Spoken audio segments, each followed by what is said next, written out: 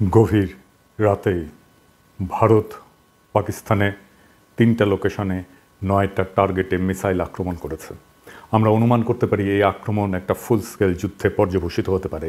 Pakistan army ২টা ভারতীয় jet ভূপাতিত করেছে। ভারতের মিসাইল আক্রমণে পাকিস্তানের ৩জন নাগরিক নিহত হয়েছে, যার মধ্যে একজন শিশু। এই প্রসঙ্গে বহুল আলোচিত গাজওয়াতুল হিন্দ নিয়ে আমরা আজকে কথা বলবো।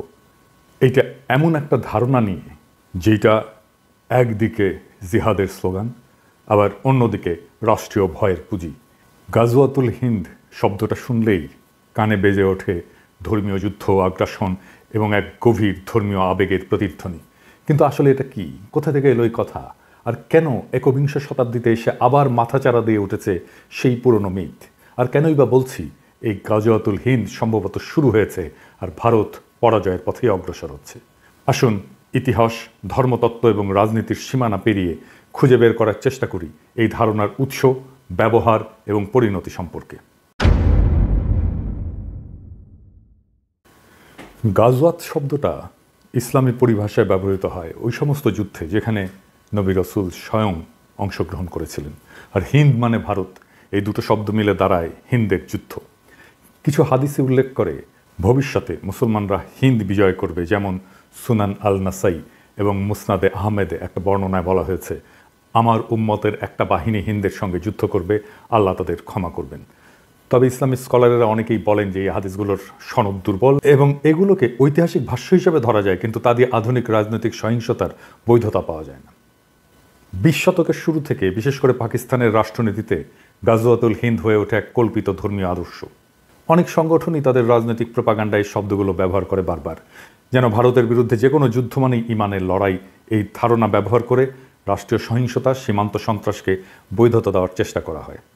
আবার পাশাপাশি এই টার্মটাকে ধরেও ভারতের মুসলমানদের সন্দেহের চোখে দেখার সুযোগটাকে সৃষ্টি করা হয়। কিন্তু এটা কি আক্ষরিক অর্থে যুদ্ধ নাকি প্রতীকী যুদ্ধ? সেই যুদ্ধ কি শুরু হয়েছে? আর যদি শুরু হয় তাহলে কিভাবে শুরু হয়েছে? আর এই যুদ্ধের পরিণতি বা কি? আমার মনে হয় এই লড়াই শুরু হয়েছে, আর এটা শুরু করেছে বিজেপি আর আরএসএস এর হিন্দুত্ববাদী রাজনীতি দিয়ে। এই যুদ্ধটা বাস্তবে অস্ত্রের নয়, বরং পরিচয় নির্মাণের যুদ্ধ, যা ভারতীয় উপমহাদেশকে ঠেলে দিয়েছে একত্ববাদের প্রবণতা এবং আত্মবিরোধী সংকটের দিকে। কিভাবে? ইসলামকে মোকাবেলা করতে গিয়ে হিন্দুত্ববাদ হিন্দু ধর্মের আত্মবিনাশ ডেকে আনছে। এমন একটা আত্মঘাতী প্রকল্পে তারা লিপ্ত হয়েছে যা আদতে শেষ বিচারে হিন্দু ধর্মকেই ধ্বংস করে দেবে। হিন্দুত্ববাদ যতটা না ইসলাম বিরোধী, তার চেয়েও বেশি হিন্দু ধর্ম বিরোধী। কারণ ইসলামকে পরাস্ত করতে গিয়ে সে নিজেরই ধর্মকে এমন এক কাঠামোর ভেতরে বন্দী করতে চায় যা ইসলামিক তৌহিদ বা মনোথেইজমের ছায়া। ইসলাম এবং হিন্দু ধর্মের মূল তফাৎ হচ্ছে বহুত্ববাদ বনাম একত্ববাদ। দুই ধর্মের দুই আত্মা। ইসলাম জন্ম থেকে একত্ববাদী এবং তার ইমানের কেন্দ্রে এক এবং অদ্বিতীয় আল্লাহর ধারণা। হিন্দু ধর্ম ঠিক তার উল্টো, সে দাঁড়িয়ে আছে বহুপদ, বহুদেব, বহু সাধনার উপরে। তন্ত্র, যোগ, শাক্ত, বৈষ্ণব, শৈব, অদ্বৈত, এক একটা ধারা, এক একটা জগৎ। ভগবদ্গীতায় কৃষ্ণ বলেছেন যে যে যেভাবে আমাকে চায় আমি সেভাবেই তার কাছে ধরা দিই। এই কথাটাই হিন্দু ধর্মের বহুত্ববাদী হৃদয়। কিন্তু হিন্দুত্ববাদ ইসলামকে পরাস্ত করতে গিয়ে ইসলামিক কাঠামো গ্রহণ করে ফেলে। হিন্দুত্ববাদের মূল সমস্যা হলো এটা ইসলাম বা খ্রিস্টান মতবাদকে প্রতিযোগী ভাবতে গিয়ে তাদের কাঠামোকে নিজের অস্ত্র বানাতে চায়। যেমন এক জাতি, এক ভাষা, এক পরিচয়, এক সংস্কৃতি। এ সমস্ত ধারণা ইসলামী উম্মাহ বা খ্রিস্টান নেশন স্টেটের ধারণার কাছাকাছি। হিন্দুদের মাঝে ঐক্য প্রতিষ্ঠা করতে গিয়ে সে এক দেবতা, এক আচার, এক ভাষার সন্ধান করে। এই কারণেই সে নিজের ধ্বংস ডেকে আনে। কারণ হিন্দু ধর্ম কখনো ঐক্য দিয়ে টিকে ছিল না, টিকে ছিল সহাবস্থানে। একত্ববাদের দিকে ঝুঁকে পড়া মানেই তৌহিদের বিজয়। যখন হিন্দুত্ববাদ ইসলামকে ফাইট করতে যায় তখন সে আসলে তৌহিদেরই জয় নিশ্চিত করে। সে মূর্তি পূজাকে তখন লজ্জা হিসেবে দেখতে শুরু করে, পৌরাণিকতাকে অস্বীকার করে, আত্মতত্ত্ব, রূপক, রসতত্ত্বকে সরিয়ে দেয়। বেদান্তের তম অসি এর বিপরীত তৈরি করে শুদ্ধ হিন্দু পরিচয়ের কাঠিন্য। এইভাবেই হিন্দুত্ববাদ বহুত্ববাদী আধ্যাত্মিকতাকে হত্যা করে, অর্থাৎ হিন্দু ধর্মকেই সে হত্যা করে। এভাবেই মোদি আত্মহননের পথে হিন্দুত্ববাদ দিয়ে হিন্দু ধর্মকে নিয়ে যাচ্ছে। এইভাবেই একদিন হিন্দুত্ববাদ যখন নিজের দেহে একক দেবতার ধর্ম নির্মাণ করবে তখন সে নিজেই আর হিন্দু থাকবে না, সে হয়ে উঠবে একটা হিন্দু নামধারী ইসলামী রাষ্ট্রীয় কাঠামোর ছায়া, যার মধ্যে থাকবে না সাধনার পথ, থাকবে না দেবদেবী উপাসনা, থাকবে না অবতার তত্ত্ব, থাকবে না উল্টো যুক্তি। সে সময় ইসলাম যদি আসে তাহলে সে বলবে তুমি তো একত্ববাদকেই বিশ্বাস করো, কিন্তু আমাদের একত্ব অনেক আগে থেকেই পরিণত, তুমি শুধু তার ছায়া, তুমি তাকে অনুসরণ করেছো। এই ছায়া যখন আত্মার আর আশ্রয় দিতে পারে না, তখন মানুষ মূল উৎসের দিকে ফিরে যায়।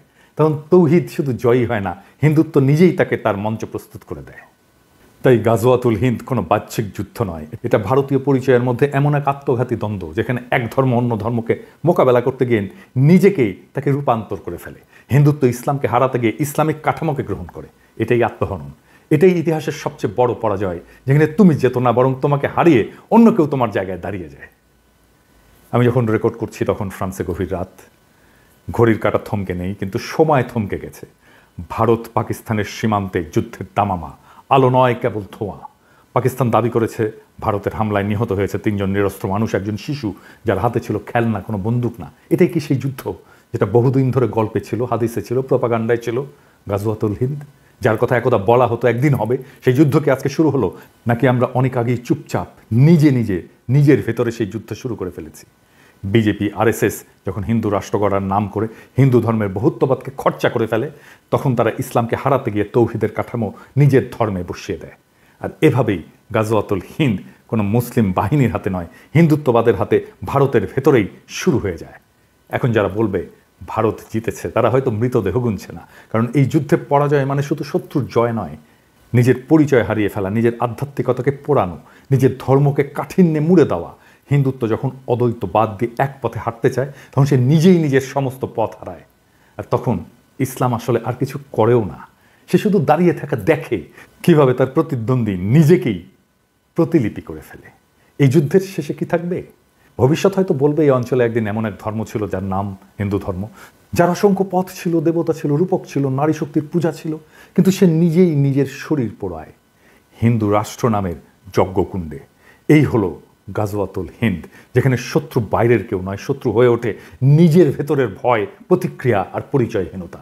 এই হলো সেই সাংস্কৃতিক সুইসাইড, যার শেষে আর ধর্ম থাকে না, থাকে শুধু রাষ্ট্র।